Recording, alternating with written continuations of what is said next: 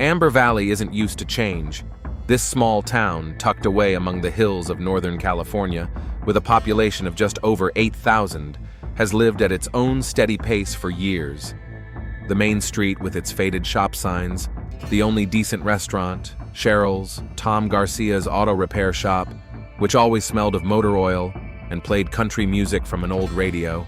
All this created the feeling of a place frozen in time. The Winter House. This new road sign appeared at the turn to the old Johnson mansion, which had been vacant for the last 5 years. White, 2-story, with a wide porch and windows overlooking the town. The most expensive house in the neighborhood now belonged to Eleanor Winter. A wealthy widow from Los Angeles was how people in town described her even before she arrived. They say she has a chain of boutiques all over California. They say her husband died under mysterious circumstances. They say she's looking for a quiet place to hide. The rumors multiplied with each passing day, and when a black Mercedes pulled into town, driven by an elegant woman in dark glasses, Amber Valley finally had confirmation of all its guesses. Eleanor Winter did not match any of the rumors. She was 48, but she looked younger, fit, with shoulder-length brown hair and attentive brown eyes. She did not hide or flaunt her wealth. The day after her arrival, she was already having breakfast at Cheryl's restaurant, dressed in simple jeans and a white blouse, with a laptop and a stack of papers. "Coffee, please, and something not too high in calories for breakfast," she said to the young waiter without even looking at him. "I can offer you an omelet with vegetables and whole grain toast. The chef makes it with basil and organic eggs," the guy replied in a voice that made Eleanor look up from her documents. Jason Meyer didn't look like a guy who knew the difference between regular and organic eggs.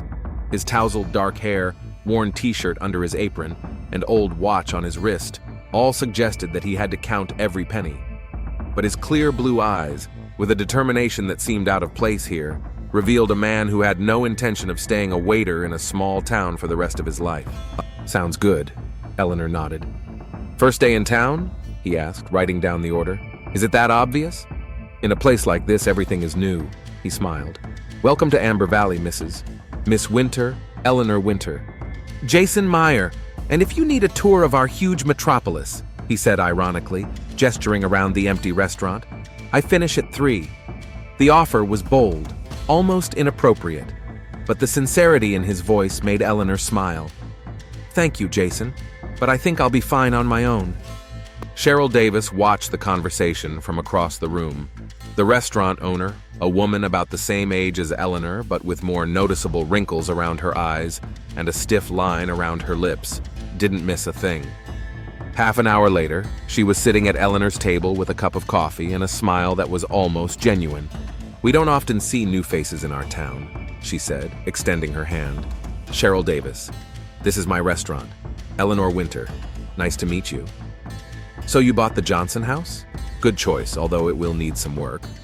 I've already hired a crew from Sacramento. They'll be here next week." Cheryl nodded, noting to herself that the newcomer wasn't shy about spending money. "How long are you staying?" "For good, I hope. I need a place where I can work remotely and start with a clean slate." Eleanor didn't intend to go into details, but something in Cheryl's direct gaze made her add, "I lost my husband 2 years ago. There are too many memories in Los Angeles." "I'm sorry," Cheryl said with genuine sympathy. "I'm a widow too, 7 years now." This fact became a bridge between the two women. By the time Jason brought breakfast, they were already discussing local schools, the hospital, and water supply problems during the summer. "What about work?" Cheryl asked. "You said you work remotely?" "I own a chain of fashion boutiques, 5 stores in California. I sold 2 in Los Angeles after Richard, my husband, died, but the rest are quite successful and are managed by managers. I just need to keep an eye on the finances and travel occasionally for meetings." Cheryl nodded. Now the gossip had something to feed on. A businesswoman, a widow, rich but not boastful. This made Eleanor an interesting but not suspicious person in the eyes of the locals. Eleanor spent the next 2 weeks settling into her home and getting to know the town. She quickly established a routine: breakfast at Cheryl's, work at home, evening walks around the neighborhood. The town began to get used to her, and she to it. Jason Meyer became a regular part of that routine. He was always her waiter, knew her order by heart, and sometimes lingered at her table longer than necessary, telling her about local news or asking about her business. In any other place, it might have seemed intrusive, but the genuine interest in his eyes was endearing. "Is something wrong with your car?" he asked one day, noticing the tension on her face. "There's a strange noise coming from the engine. I need to find a good mechanic. I work at Garcia's auto shop in the afternoons. I can take a look." "You're a mechanic?" "3 days a week. The rest of the time, I'm a waiter, a gardener, and sometimes a handyman. In a small town, you have to do whatever you can to make ends meet." There was no self-pity in his words, just a statement of fact. Eleanor found herself liking his practicality. "How do you manage to do everything?" "I'm trying to save up for college," he replied with the same directness. "I want to be an engineer, but my family can't help me, so—" "How old are you, Jason?" 19. I graduated from high school a year ago." Eleanor thought about it. At his age, she was already attending a prestigious university, thanks to her parents' money. The contrast was striking. "Okay, take a look at my car. I'll pay you." After that, their relationship changed. Jason did indeed find and fix the problem with her Mercedes' engine. Eleanor paid him generously, and when he tried to refuse the tip, she said, "Consider it an investment in a future engineer." That phrase was a turning point. The next day, he came to her house with a bouquet of wildflowers and offered to help with the garden. She agreed and spent the evening watching him trim the hedge and talk about his family. "My father left when I was 12. My mother works 2 jobs. My older sister Rachel is the only one of us who made it out. She's a nurse at the local hospital. And my younger brother Kyle is still in school, so I'm the middle child who's responsible for everyone," Eleanor finished for him. He looked at her in surprise. "How did you know?" "I recognized the type. I was the middle child, too." This small commonality opened the door to more personal conversations. Eleanor began to talk about her business, her husband, and life in Los Angeles. Jason listened with genuine interest, asking intelligent questions. The town, of course, noticed this friendship. Cheryl was the first to ask Eleanor directly, "You spend a lot of time with young Meyer." "He helps me with the house and garden." "And that's all?" "Cheryl, he's 19. He could be my son." "In a place like ours, people love to gossip. Let them gossip. I enjoy his company. He's smart, hardworking, and has a purpose in life. That's rare at any age." Cheryl nodded, but her eyes warned, "Just be careful. You're a rich woman in a small town. People can take advantage of that." Eleanor dismissed the warning, but it lingered in the back of her mind, especially when she noticed Jason's changing attitude. His glances became longer, his touches more frequent.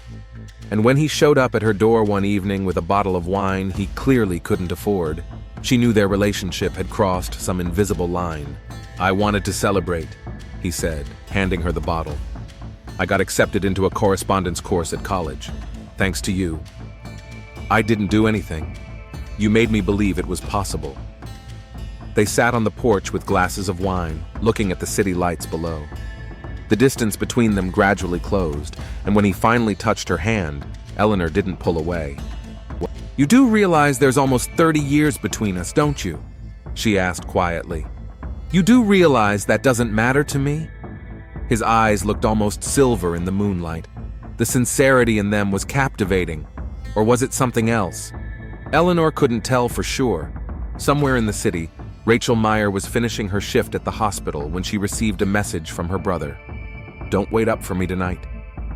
She sighed, knowing where he was and with whom he was spending his time, and worrying about how it might end. The first snow of December fell early in Amber Valley, covering the city in a white blanket and hiding its unsightly corners. In the morning, Eleanor was watching the snowflakes slowly settle on the branches of the trees in her garden when she heard the sound of a car pulling up. A blue pickup truck, worn down by years of service, stopped in front of her house. Jason jumped out of the cab, his breath turning into clouds of steam in the frosty air. "Good morning." He smiled as he climbed the steps to the porch. "I thought you might need some help clearing the paths."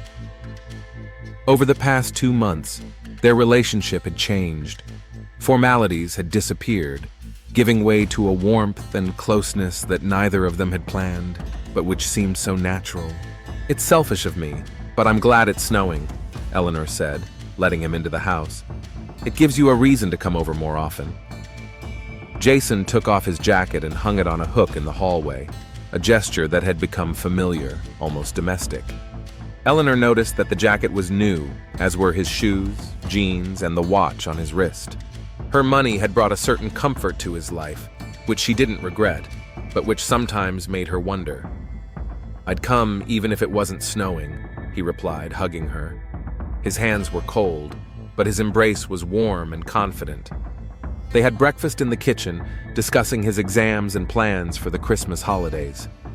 Eleanor noticed that he was avoiding talking about his family, although he had often mentioned his mother and younger brother Kyle before.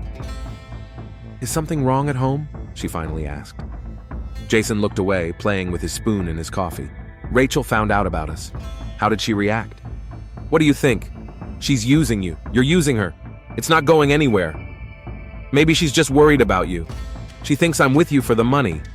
His voice became sharp, as it always did when the subject came up. Eleanor sighed. These suspicions inevitably arose in anyone who saw them together. The age difference, his financial situation, her status. It was easiest to explain their relationship that way. "Did you tell her how you refused my gifts? How you argue with me every time I offer to help with your tuition?" "It's useless. She's already made up her mind." "Then don't pay any attention to her. It's not up to her to decide what happens between us." Jason nodded, but the tension in his shoulders remained.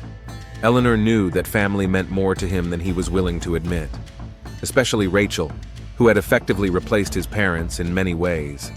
After breakfast, they cleared the paths of snow, and then Eleanor insisted that he take her car to drive her to college. "I don't want you risking your life in that old clunker in this weather." Jason tried to argue, but she was adamant. In the end, he left in her Mercedes, and she was left alone, thinking about Rachel's words and what was really going on between her and Jason. At lunch at Cheryl's, Eleanor faced similar questions, albeit in a more delicate form. "Is Jason driving your car now?" Cheryl asked, sitting down at her table. "Just today. His pickup isn't the best for snowy roads." "Ellie," Cheryl used that nickname only when she was being serious. "Do you know what people are saying about you? You'd think there were other things to talk about in this town. It's not just gossip.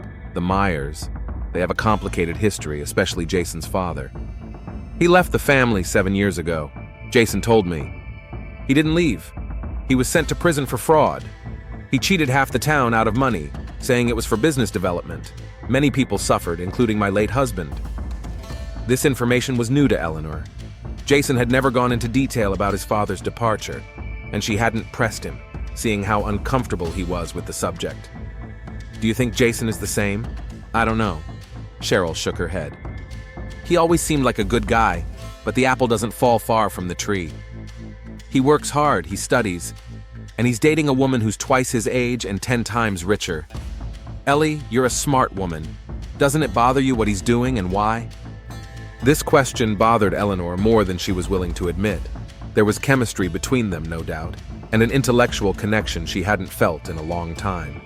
But sometimes, in moments of silence, she caught him looking at her, calculating and appraising, and he would look away so quickly that she wondered if she had imagined it.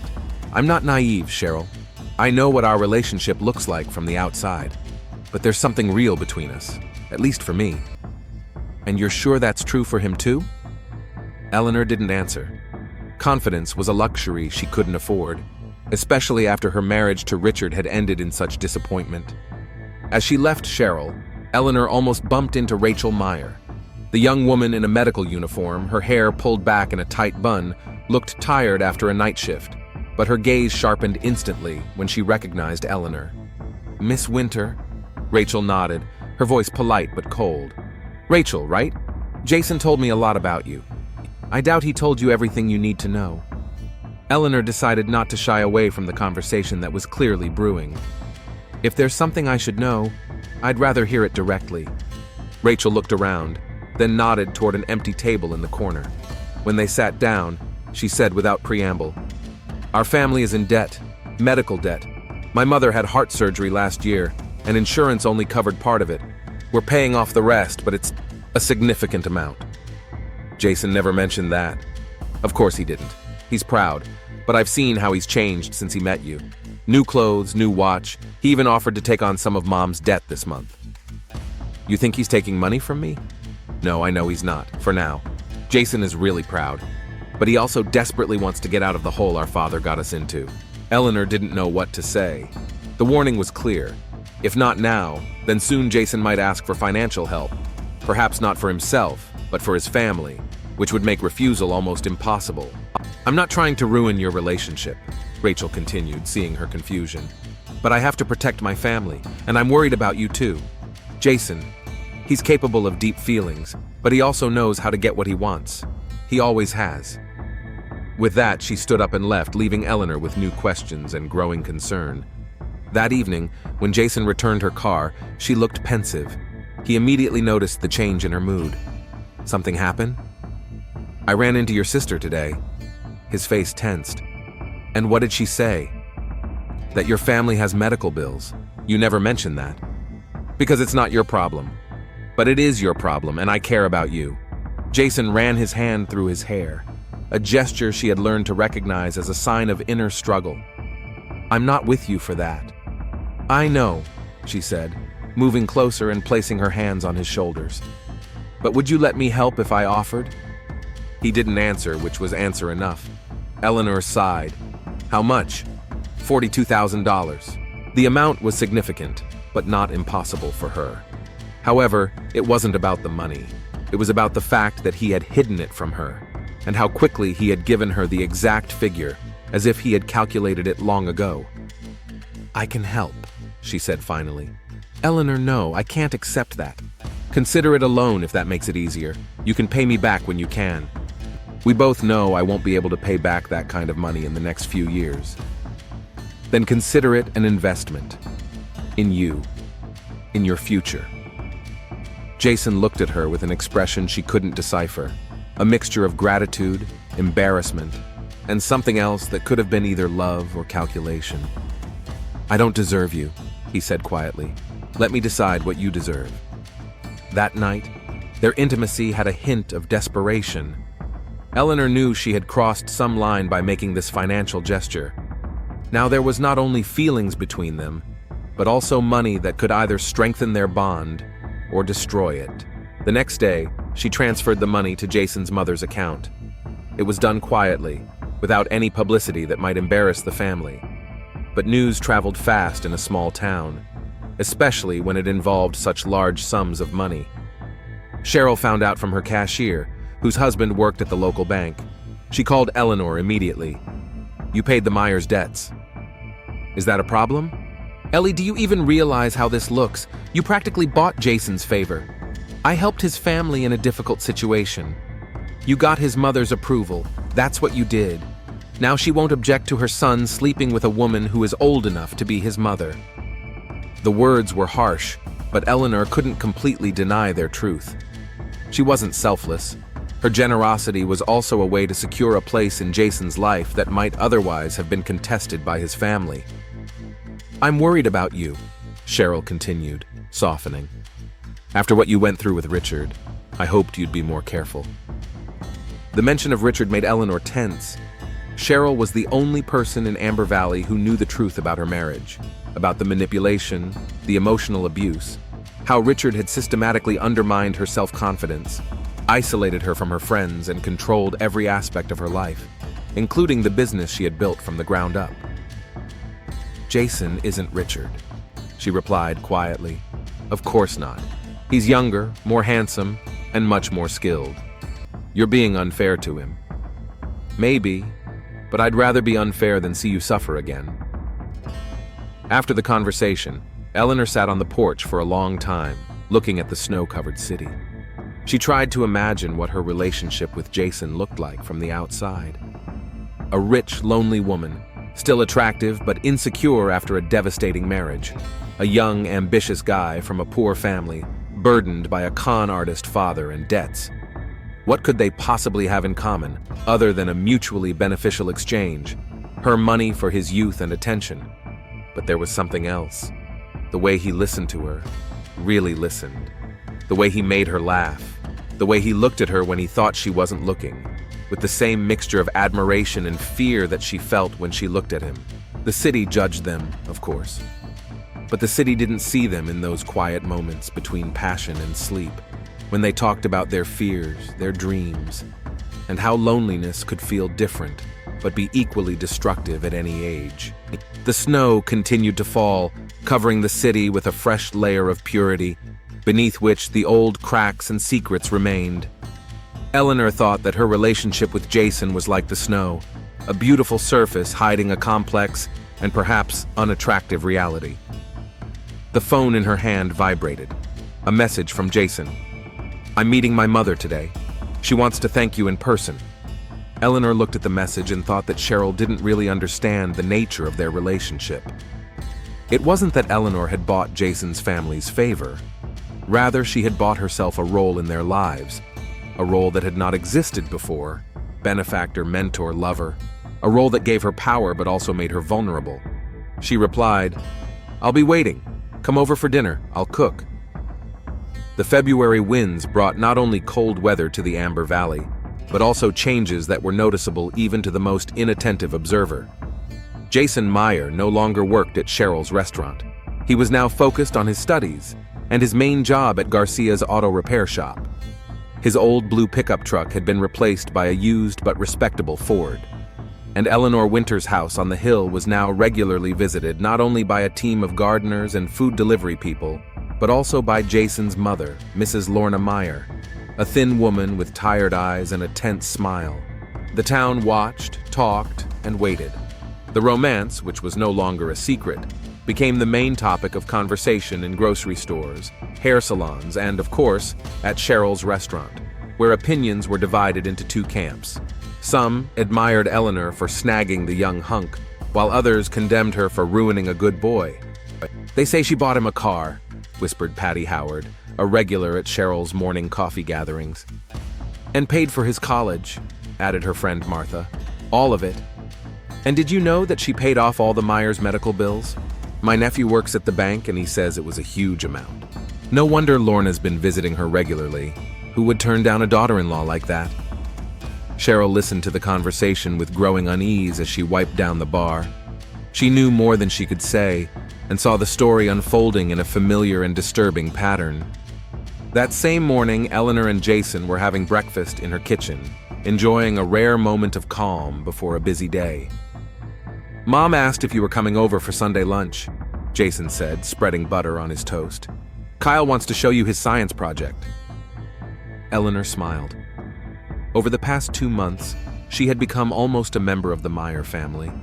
After her debts were paid off, the ice of mistrust had melted, and now even Rachel, the most skeptical of them all, treated her with cautious respect.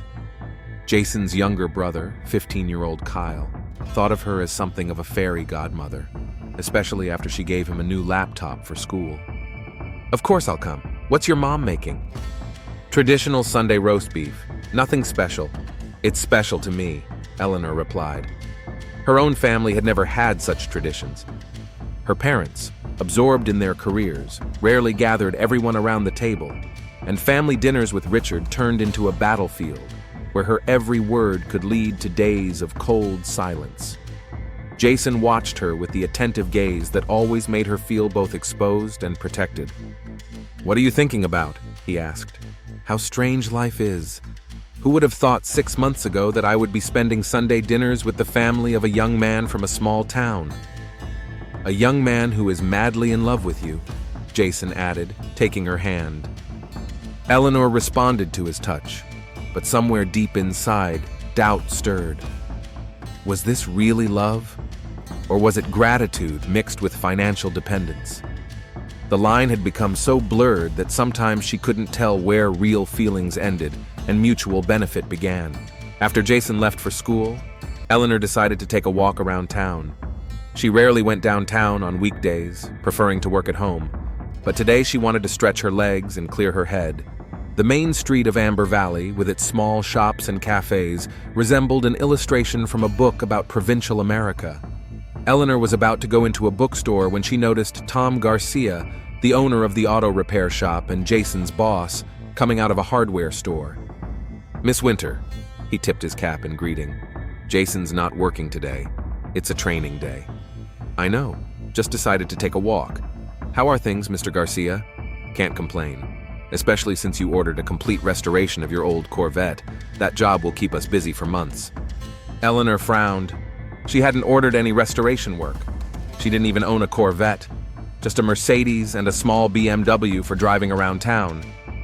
"You must have me mixed up with someone else." Now it was Garcia's turn to look puzzled. "Jason said it was your birthday present to him. An old '68 Corvette that needs a complete restoration. He brought it over last week." Eleanor felt the blood drain from her face. Not only had she not given Jason a Corvette, but his birthday wasn't until June, 4 months from now. It must be some kind of misunderstanding. She forced herself to smile. "I'll talk to Jason." Garcia nodded, but his eyes showed he understood the situation. "Maybe he wanted to surprise you. The guy is very proud of that car. He says it's been his dream since he was a kid." A dream he had realized using her name and apparently her money. Eleanor thanked Garcia and continued on her way, but the joy of the walk had vanished. Instead of the bookstore, she headed straight for Cheryl's restaurant. The restaurant was almost empty at that hour, between late breakfast and early lunch. Cheryl was sitting at a table in the back, looking over the bills, but she put the papers down when she saw Eleanor's face. "What's wrong?" Eleanor told her about her conversation with Garcia. Cheryl listened without interrupting, but her expression grew darker. "Have you checked your accounts lately?" she asked when Eleanor finished. "No. I trust my financial manager. He sends me monthly reports, but I don't always look at them closely." "You should do that." Eleanor felt a surge of irritation. "It's not necessarily what you think. Maybe he just used my name as a guarantor, or planned to tell me later." "Ellie, I don't want to be the one who says I told you so, but—" "Then don't be," Eleanor replied sharply, standing up. "I'll take care of it myself." When she got home, she opened her laptop and logged into her bank account. Over the past 3 months, there were several transactions she didn't remember. A $15,000 cash withdrawal, an $8,000 transfer to Garcia's garage account, a $3,500 purchase at a jewelry store in Sacramento. All of them had been authorized with her card or through online banking. She felt sick. It was worse than she had feared. Jason wasn't just using her name. He was actively spending her money. And how had he gained access to her accounts? She had never given him her passwords or cards. Or had she? Thinking back over the last few months, she couldn't say for sure. There had been times when she had asked him to make online purchases for the house or pay for deliveries. Maybe that was when... The sound of a car pulling up snapped her out of her thoughts. Through the window, she saw not Jason's Ford, but a police car. Detective Michael Houseman, an elderly man with graying temples and a penetrating gaze, got out of the car and headed for her door. "Miss Winter." He took off his hat when she opened the door. "I'm sorry to bother you. Can I talk to you for a few minutes?" Eleanor led him into the living room, trying to hide her growing anxiety. "Is something wrong, Detective?" "We received a call from your financial manager in Los Angeles. He's concerned about some transactions on your accounts and hasn't been able to reach you." I've been busy. I didn't check my voicemail." Houseman nodded, but his gaze remained intense. He mentioned several large cash withdrawals and unusual purchases. Given your situation, he felt it necessary to notify the local police. "My situation. Your relationship with a young man who is well known in the city. After what happened with his father, we are more attentive to such patterns." Eleanor felt her face flush. The entire town, including the police, was discussing her personal life and finances. "I am in complete control of my finances, Detective. If I decide to spend my money in a certain way, that is my business. Of course, it's just that I've known Jason since he was a child. I saw how hard it was for him after his father was arrested, and I wouldn't want history to repeat itself. Jason is not his father." "No, but the apple doesn't fall far from the tree." The same words Cheryl had used. Eleanor felt her patience wearing thin. "If you don't have any specific charges, Detective, I'd prefer you leave." Hausman stood up and headed for the door, but stopped in the doorway. You know, the saddest thing about Jason's father isn't that he cheated so many people. It's that most of them didn't report him to the police because they were too ashamed to admit they'd been taken for a ride. After the detective left, Eleanor called her financial manager and blocked all her cards and online access. She decided to wait for Jason and talk to him face to face. Jason arrived around 7, as usual, with an armful of wildflowers.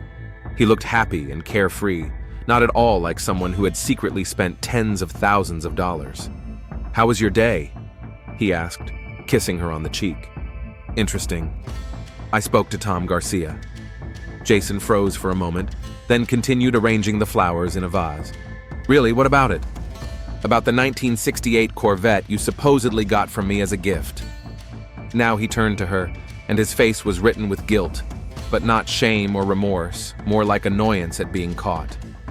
"I wanted to surprise you, restore the car and give it to you for your birthday." "My birthday is in November, Jason, and I don't like sports cars." Then for myself, I thought, after everything you've done for me, you thought you could spend my money without permission, use my name to make purchases? Now his face changed, and Eleanor saw something of his father in him for the first time, a calculating streak that had been hidden behind his boyish good looks. "You never objected before when I used your card for household purchases. I thought we didn't have those boundaries between us anymore.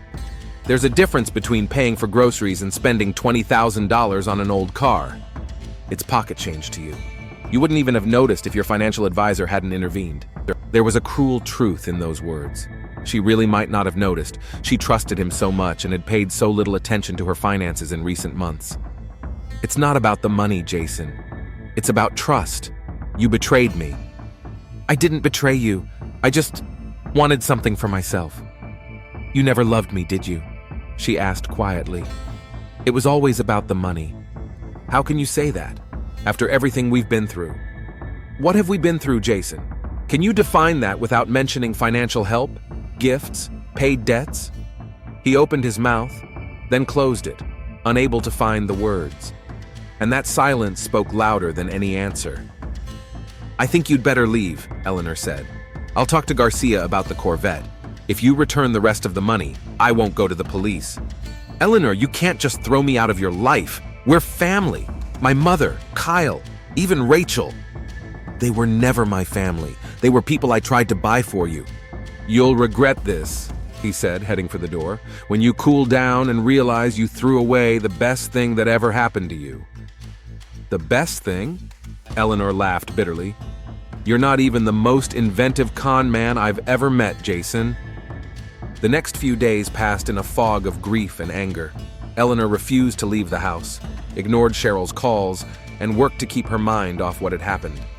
She blocked Jason's number after a dozen messages that evolved from apologies to accusations to threats.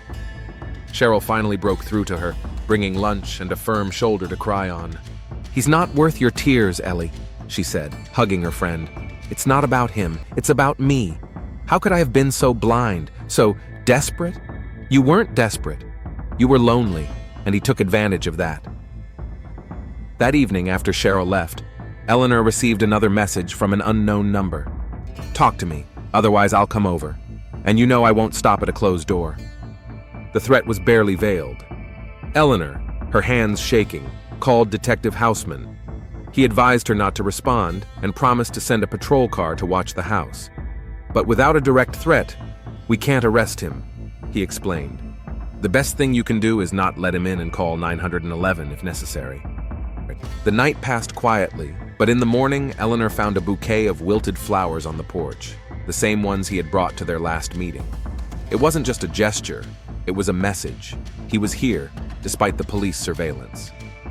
A day later, there was a knock at the door. Rachel Meyer stood on the doorstep, dark circles under her eyes from the night shift.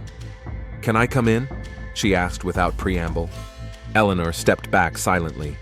They went into the kitchen, where Eleanor mechanically offered coffee. "Jason is furious," Rachel said, taking the cup. "I've never seen him like this. He stole my money. I know, and I'm not defending him. But I want you to understand. He loved you in his own way." Eleanor shook her head. Love doesn't look like that.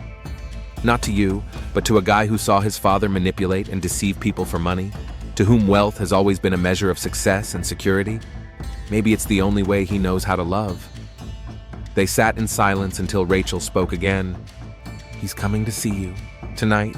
I think he wants to talk, to settle things between you. I have nothing to say to him. Just be careful. He's not himself, and he took his father's hunting rifle from the garage.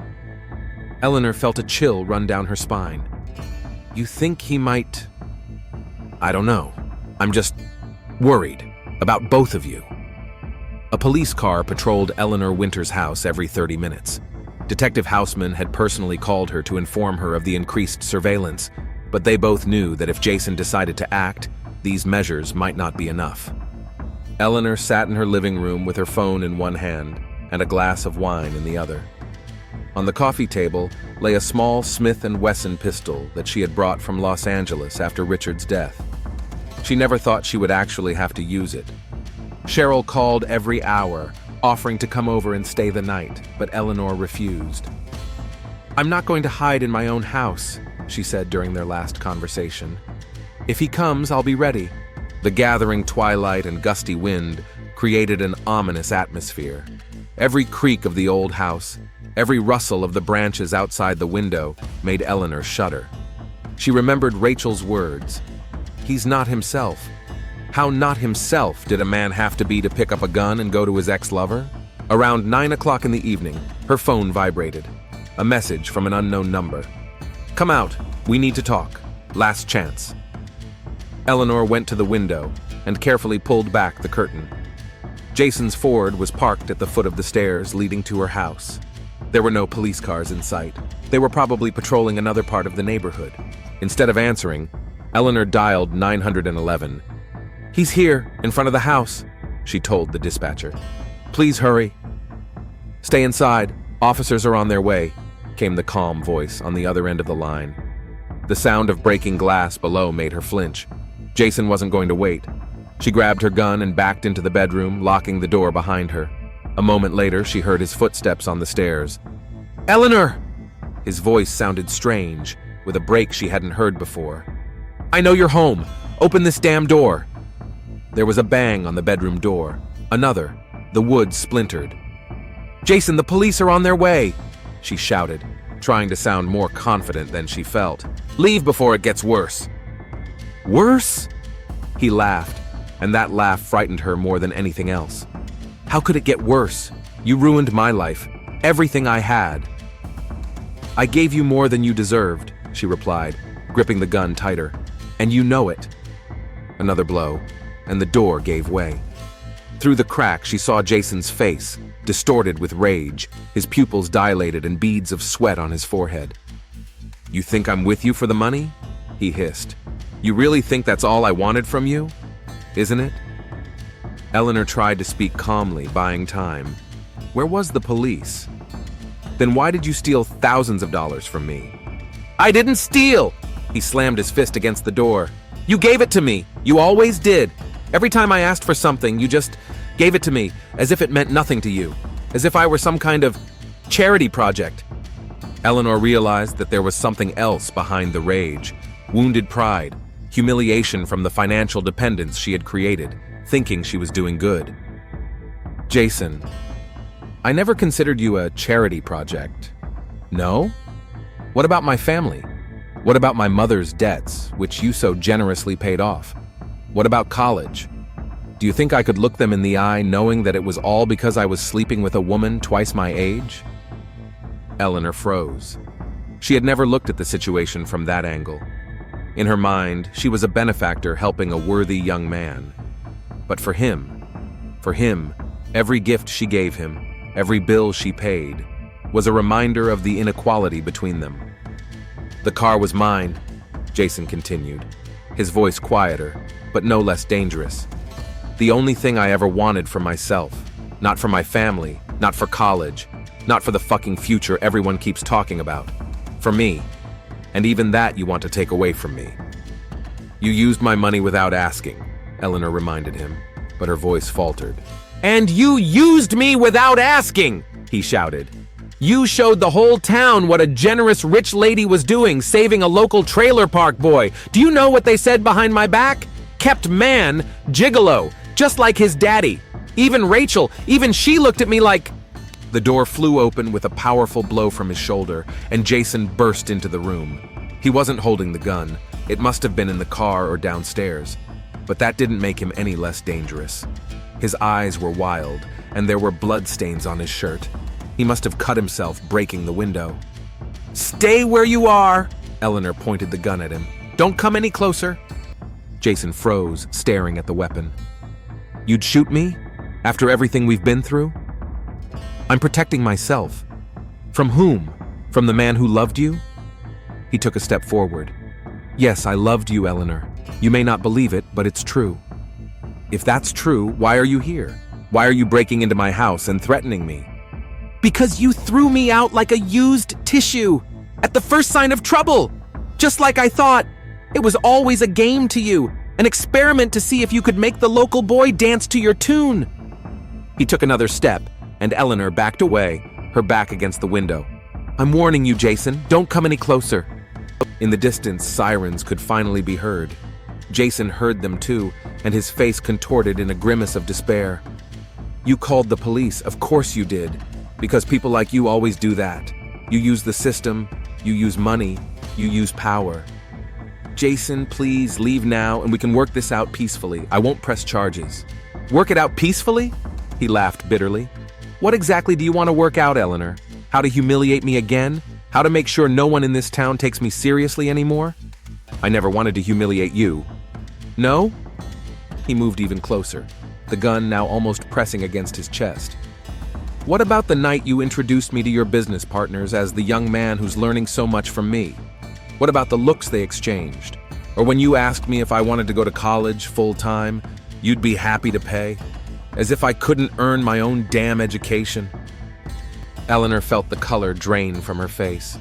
She remembered that evening, remembered Jason's awkwardness, which she had chalked up to his inexperience in social situations. Now she saw it differently. "I thought I was helping you," she said quietly. "By helping, you were controlling me," he replied. And at that moment, Eleanor saw not an angry young man, but a wounded child. Just like my father controlled everyone with his schemes. Different methods, same result. The sirens were getting closer. They had only minutes before the police arrived. "I didn't want to steal your money," Jason said, his voice suddenly calmer, almost resigned. "I just wanted something of my own, something no one could take away from me." "And now that something could cost you your freedom," Eleanor replied. "Go, now, or the police will find you here with a broken window and a broken door. It won't be petty fraud anymore. It'll be burglary, breaking and entering, threats." Jason hesitated. For a moment, something like the old Jason flashed in his eyes, calculating, rational, thinking about his future. Then his gaze fell on the photo on the bedside table, him and Eleanor, taken at Christmas. They looked happy. "You know what's funny?" he asked with a bitter smile. "I really thought we could make it work, that we could be together despite everything, that you really saw something more in me than just a pathetic guy who needed saving." "I did," Eleanor whispered, "and that's why I'm so disappointed." Those words, spoken quietly but with genuine pain, seemed to hit him harder than anything he had said before. He blinked as if waking from a nightmare and took a step back. He began, but fell silent when he heard the voices of police officers surrounding the house. "Eleanor Winter, Amber Valley Police, are you okay?" "I'm in the bedroom," she shouted, keeping her eyes on Jason. "He's here too." The last look he gave her was filled with such a complex mixture of emotions, anger, fear, regret, and perhaps, somewhere deep down, love, that she almost dropped the gun. But the moment passed, and a second later police officers burst into the room with their weapons drawn. "Get on the floor! Hands behind your head!" they shouted, surrounding Jason, who knelt down without resistance. Detective Hausman was among them. He approached Eleanor, carefully took the gun from her, and helped her sit down on the bed. "Are you all right, Miss Winter? Did he hurt you?" She shook her head, unable to speak. Her gaze was fixed on Jason, who was already being lifted off the floor and handcuffed. His face was blank, his eyes staring into space. We found a gun in his car, Houseman said quietly. It was loaded. Eleanor felt the blood drain from her face. You think he was going to... I don't know. But I'm glad we didn't have to find out. As Jason was being led out of the room, he suddenly stopped and turned to her. I loved you, he said simply. I really did. Then he was taken away, and Eleanor sat in the devastated bedroom, staring at the photograph in which they looked so happy. She didn't know whether to cry or laugh at the absurdity of the situation. Jason was right about one thing. They had both used each other. She had used him to confirm her youth and attractiveness, and he had used her for social and financial advancement, and they had both convinced themselves that it was love. Houseman returned a few minutes later with a notebook. I need to take your statement, Miss Winter, and you might want to call a lawyer. Why? I'm the victim. Yes, but from what I've heard, this case may be more complicated than it seems at first glance. And knowing the Meyer family, he didn't finish, but he didn't need to. Amber Valley was a small town where everyone knew everyone else and had an opinion. Even if Jason spent the night in a cell, the gossip would start tomorrow. A rich woman luring a young man, a scandal involving money, mutual accusations. I just want this to be over, Eleanor said wearily. I'm afraid it's only just beginning, Houseman replied. The next few hours passed in a haze of official statements, photographs of the broken window and the broken door, and conversations with the officers. Cheryl arrived around midnight, brought fresh clothes, and insisted that Eleanor spend the night at her place. You can't stay here, she said, looking at the mess in the house. Besides, tomorrow the whole town will be buzzing about this. You'd better stay away from prying eyes. Eleanor didn't argue. She felt drained, as if all her emotions had been burned out of her that evening. In the car, Cheryl asked, What now? Are you going to press charges? I don't know, Eleanor replied honestly. Part of me just wants to forget everything and move on. Maybe go back to Los Angeles. And the other part? Eleanor was silent for a long time, staring out the window at the dark houses of Amber Valley rushing by. The other part understands that he's right. I used him just as he used me. The only difference is the methods. That doesn't excuse what he did today. No, but it explains it. They pulled up to Cheryl's house, a small but cozy cottage not far from the city center. Inside, it was warm and smelled of freshly baked bread. I couldn't sleep, so I decided to bake, Cheryl explained, pointing to the loaf on the kitchen table. Would you like some tea or something stronger? Tea would be fine, thank you. They sat in the kitchen, drinking tea and talking about everything and nothing in particular, avoiding the subject of Jason, until Eleanor suddenly asked, How did Richard die? My husband? Cheryl looked at her in surprise. You never told me the details, only that he died 2 years ago. He drank a bottle of scotch and got behind the wheel, Eleanor replied in an even voice. He crashed on the coastal highway. No one else was hurt, thank God. I'm sorry. I don't, Eleanor said, surprised by her own honesty. He was a cruel man. Not physically, he never hit me, but he controlled every aspect of my life, humiliated me, isolated me from my friends and family.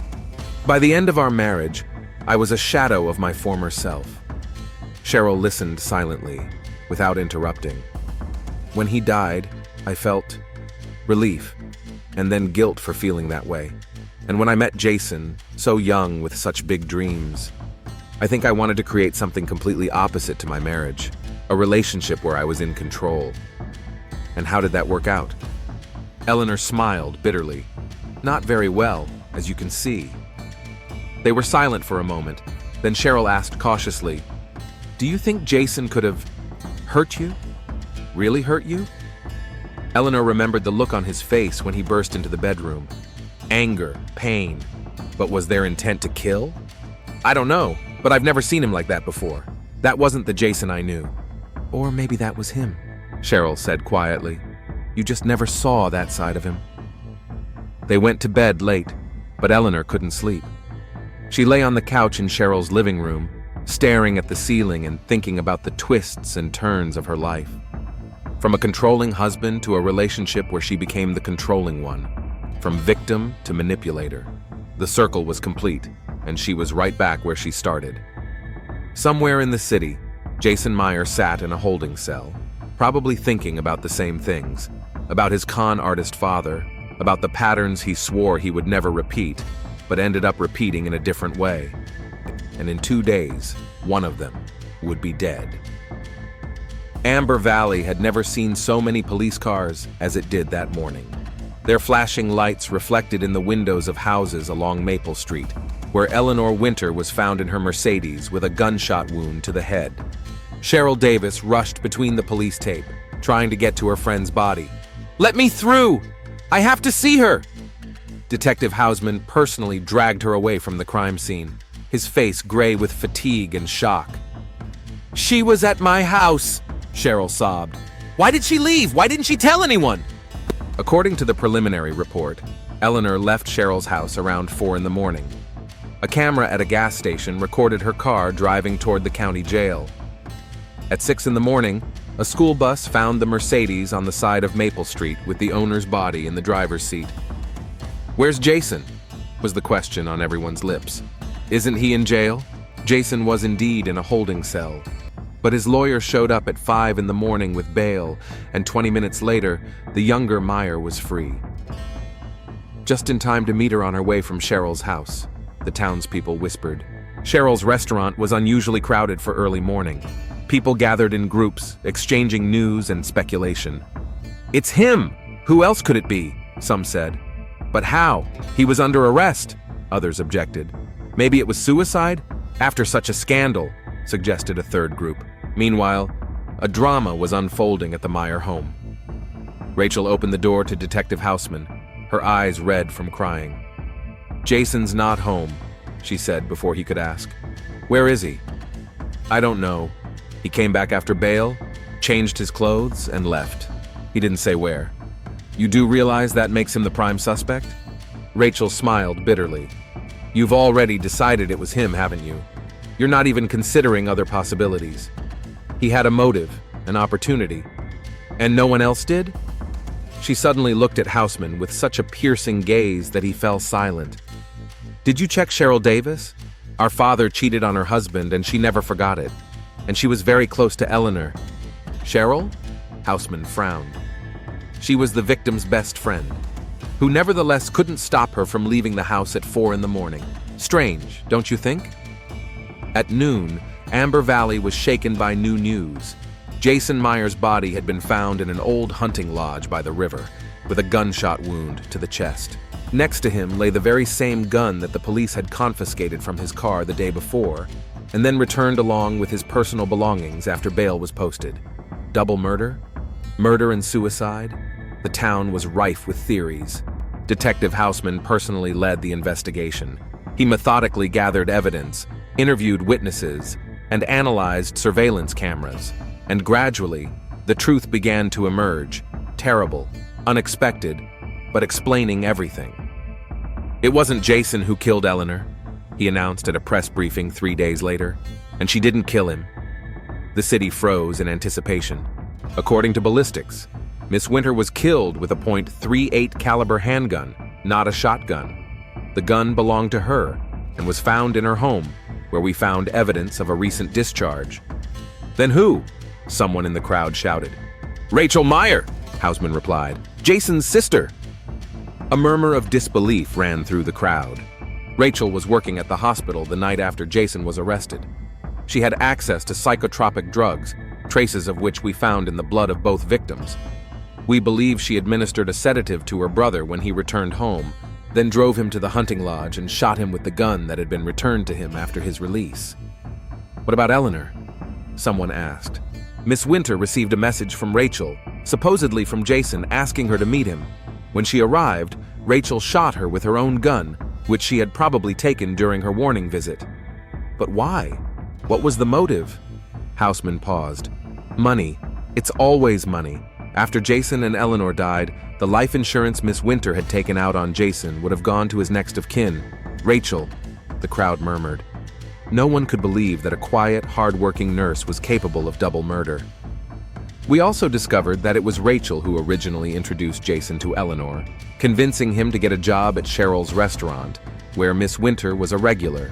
She manipulated both of them from the very beginning. In the holding cell, Rachel Meyer sat with a blank expression on her face. When Houseman entered for the final interrogation, she looked up at him with a vacant stare. You know what's funny, Detective? They really loved each other. Through all the manipulation, the lies, the use, they found a real connection. If it weren't for me. She paused, then added quietly, but someone had to take care of Mom and Kyle. After she broke up with Jason, we would have been left with nothing again. You killed 2 people for money. I was protecting my family, she said firmly. Eleanor was using my brother. Jason was willing to forgive her for everything. They would have gotten back together and the vicious cycle would have continued. I saved them both from that. It was unusually quiet at Cheryl's restaurant. The owner sat at a table in the back with an untouched cup of coffee. She thought about her last conversation with Eleanor, about her words, about control and manipulation. We all use each other, Cheryl, Eleanor had said. The only question is whether we admit it or not. Amber Valley gradually returned to its usual rhythm. The story of the wealthy California woman and the local guy that ended in a double murder gradually became a legend told to visitors. But deep down, the town had changed forever, realizing what dark secrets could lurk behind the most ordinary facades.